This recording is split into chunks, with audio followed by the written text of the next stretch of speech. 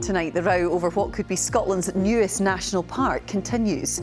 As the findings of a consultation were delivered today, local people agree Galloway's economy needs a boost, but disagree on how to deliver it. Also tonight, commemorations begin ahead of the 80th anniversary of VE Day. We'll be at one event looking at life on the home front. We'll catch up with a fish smoker in the Inner Hebrides who's giving away his business in a bid to help regenerate the local population. And we will find out about how 3 generations of the same family ended up playing in the same football team. Hello, I'm Amy Irons and welcome to the News at 7.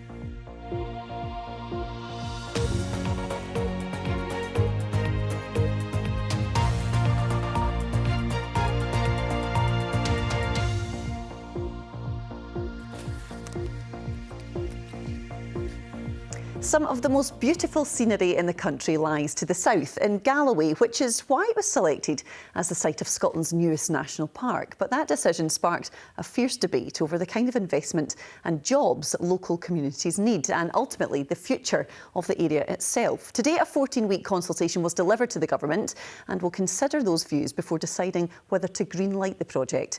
People in Galloway agree the area needs money, but some fear a national park will bring the wrong kind of jobs and overwhelm local infrastructure, as Elizabeth Hishman from campaign group No Galloway National Park told me earlier. We don't think it's the right thing for this area, for a start. We're calling for an independent review of the existing national parks before another park is even considered. They've basically marked their own homeworks up until now. They've been going for 20 years and there's been no independent review. There is reports saying that the national parks don't work for nature and that often a lot of the SSIs out with the park work far better than they do within parks. The infrastructure here is not fit for purpose. The Chief Executive of the Scottish Chamber of Commerce stated that the A75 and A77 are 2 of the most important roads in Scotland, but they've suffered from decades of neglect. For those who are in favour of the national park and the status that it would bring, they would say it could bring more investment, more jobs to the area. What would your response to that be? I don't see that the jobs that it would bring would be beneficial to the area. I mean, every meeting we've had with the GNPA, Galloway National Park Association, has pushed for the idea of how much it will increase tourism. Well, the hotels, restaurants, pubs are all struggling to find staff at the moment. That's not going to help the situation. We've also got an ageing population here, so we need the service industry needs people, and if they go to the hospitality industry, then you lose that. Scottish Renewables, they've said that the area could lose out on around £500 million if a wind farm was to be blocked because of a national park status. Is this the kind of investment that you would like to see in the area? Is this the kind of the investment that you think would be more beneficial? I think renewables has a part to play. It has to. It doesn't always have to be wind farms. I mean, the Solway is a prime target for hydropower. I mean, why that's not being pushed, I don't know. It doesn't always have to be windmills, as far as I can see. I mean, it's unfortunate. It's an unnecessary evil in this day and age. But a national park won't stop that. It'll make it harder, but it won't stop it. Liz Hitchman chatting to me earlier. Now, the First Minister is facing calls to give a boost to Scottish hospitality in his programme for government, which is due to be unveiled tomorrow. The industry group UK Hospitality is urging John Swinney not to increase taxes and pause policies like the upcoming single-use cup tax and alcohol marketing proposals. John Swinney says the programme for government will aim to improve people's lives.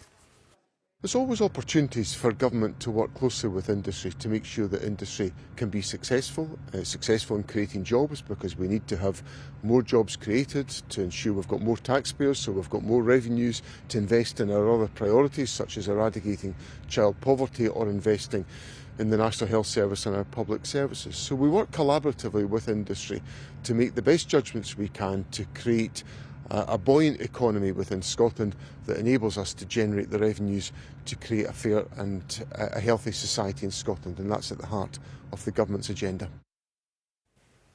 Tomorrow's planned strike by members of Unite Unison and the GMB unions at Scottish Water has been called off.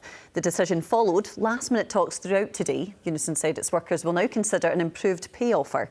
A strike scheduled for last Friday was also put on hold. Commemorations have begun for the 80th anniversary of Victory in Europe Day later this week. It marks an end to the fighting, but on the home front too, people have had their challenges. At Summersley Museum in North Lanarkshire, people have spent the bank holiday hearing about what life was like during that time. Our reporter Gillian Sharp went along to find out more. It's an old club that would have been used in close quarters trench combat. Ready to defend the country if invaded, telling the story of World War II's local defence volunteers and the home front to visitors at Summerley Museum in Coatbridge today. It's really hard to get your head around why and how life was like at that period. It's so different from what we're used to. And I think for me, the thing that really surprised me was genuinely how terrified people were about the UK being invaded. This may now be history, but for some of today's visitors, it still runs deep. Things like that is amazing. See, it's still there for us to look at and remember. Not that I was in the war, but Mum and Dad were. The kids don't even know about the Second World War now, so they never even were really looking at anything like that, but we like it. This morning at breakfast we decided, we were going to sit and watch the TV and the celebrations in London, or we were going to come out and partake, and so the sun's shining, and it doesn't shine every day in Ayrshire, but today is a lovely day. And this is one of a number of VE Day events taking place this week in the run-up to the anniversary. It's one of the weeks that everybody pays attention to the history of the World War. And I think that it brings light onto a lot of subjects, especially with the things on the home front. So even though all of the big events were going on away from home, everything on the home front, like the Women's Land Army, the LDV, the Home Guard, it's very important to realise what they did for us back at home. Gillian Sharp, reporting Scotland, Coatbridge. A man who moved to an island in the Inner Hebrides is giving away his business in a bid to help regenerate the local population. Richard Irvine founded and runs a smokehouse in Collinsley and has now decided to hand over the keys to his business to a family looking to lay down foundations and explore new opportunities. I spoke to Richard earlier and asked him what prompted him to give away his livelihood. I built the business in order to be able to hand it over. So, I'm fortunate enough to be retired. And I was also fortunate to be a baby boomer. So I wanted to do something to hand it forward, as it were, for the island. And I really love this island. And there are a lot of my fellow retirees to this place have spent the last 3 or 4 years full time in a voluntary capacity helping to get built some affordable housing on the island. But alongside housing, you also need jobs, or you need, the economy of the island requires more jobs as well as more people and affordable houses for them to live in it. So having been a serial business creator myself, I thought rather than volunteer to do something like that, this is my version of volunteering. I volunteered to learn how to make a smokery, how to sell some fish, and then now I've got the money back out of it that I invested to set it up. I can pass it on to someone else who perhaps has the same aspiration but just didn't have the capital to be able to set it up. Richard, I'm going to guess that you've been inundated with applicants. It could almost become a full-time job just trying to sift through them all. Yeah, well, and the problem is that I'm actually having to run a smokery in the middle of all this and get fish out to my customers. So, yes, it has taken me a bit by surprise. Since 9 o'clock this morning, I've had, I think, 14 people get in touch. So I'm going to go back and tell them all I'll get back to them in a fortnight's time, because it'll take quite a while to go through the process of talking to people, finding out more about them. I'll need to get them to come up to the island and visit it and see whether it's the kind of thing they'd like. And also, to be honest, if somebody hasn't smoked fish before, it'll take a good 3 months for me to mentor them in order to be able to ensure the product is of the quality that I like it to be and my customers like it to be. Richard Irvin chatting to me earlier. Quite the opportunity, isn't it? Now, 3 generations of one family have pulled on their football boots to help their home island of Papa Westray to form an 11-a-side team for the first time. Alistair Hurson and his 3 sons and grandson made up nearly half of the starting lineup, making their debut in Orkney's Paris Cup competition. Although they ultimately lost the game 6-0 to island rivals Sandy, it was a day that they will never forget, as David Delday reports. It might look very different from Hampden, but the Parish Cup is a bit like international football. You play for where you were born or where you live. OK, so away team calls, heads or tails? Tails. With no full-size football pitch, it's a ferry trip, even for a home game. A population of less than 90, most of them are here, either playing or supporting. Oh, we've been talking about it in the pub every Saturday for the last 3 months. So it's been discussed as a project and then discussed as tactics, and now they're here. I'm getting very emotional about it all. I've been jumping up and down, I've been very vocal. Our brother's playing, so you know, we've got to. How's he doing? He's doing brilliantly. I think maybe the best one. No. Well, that's the full-time whistle.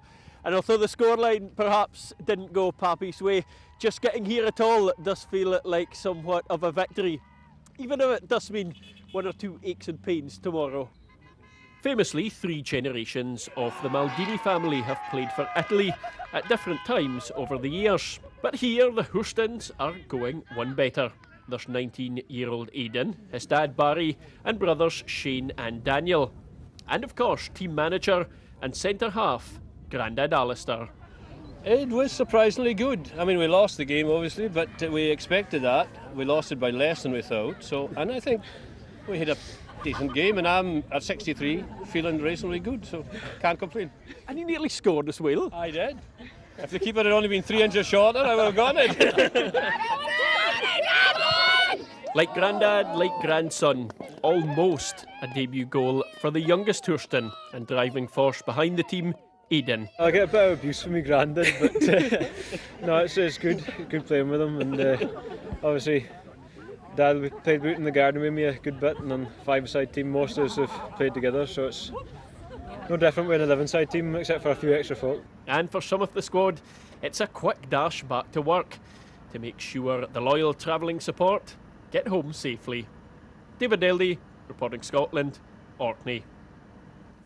Oh, despite the result, incredible memories to have, isn't it? Some quick sports news to bring you now. And Celtic forward Daizen Maeda has been voted PFA Scotland Player of the Year. The Japan international has scored 33 goals and provided 12 assists this season for the Premiership champions. Meanwhile, Falkirk's John McGlynn won the Manager's Award for the 2nd year running. He guided Falkirk back to the top flight for the first time in 15 years after winning back-to-back titles. And I am sure they are still celebrating today. It is now time for the weather forecast. Here's Chris. Good evening. Well, lots of sunshine right across the country this bank holiday Monday, all thanks to high pressure.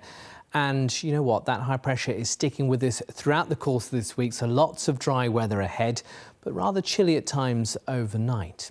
And certainly as we head through this evening and overnight, it's dry, evening sunshine and then clear sky, and that will allow the temperature to fall. Bit of mist and fog forming. Temperatures here in towns and cities down close to freezing. Some rural parts will be sub-zero with a frost. So it's a chilly start to the day tomorrow, but for many a dry and fine start. More in the way of cloud around the west coast, through the Hebrides and the Northern Isles. Much of the mainland, though, dry and fine with generally light winds. And temperatures a notch up on today's values. So by mid-afternoon, the warmest part of the day, through much of central and west Scotland, 16 to 17 Celsius. Touch cooler towards the east coast, a little more cloud just drifting on shore at times. Same too around the west coast, certainly across the Hebrides, the far north and in towards the Northern Isles. The outside chance of a spot of drizzle in Shetland, but generally it's dry. Into tomorrow evening and tomorrow night, once again under clear skies, a touch cooler in a few spots. And that takes us now towards Wednesday. It's a fine start, but a bit of a change. Cloud is expected to build through the middle part of the day and then melt away again later on. But you can see on the outlook, lots of dry and fine weather, lots of sunshine as we head through towards Friday and the weekend, with temperatures reaching around 20 or 21 degrees. That's the forecast for now. Thanks, Chris, and thanks to you for joining us. We'll be back tomorrow at 7. Enjoy the rest of your evening. Bye-bye.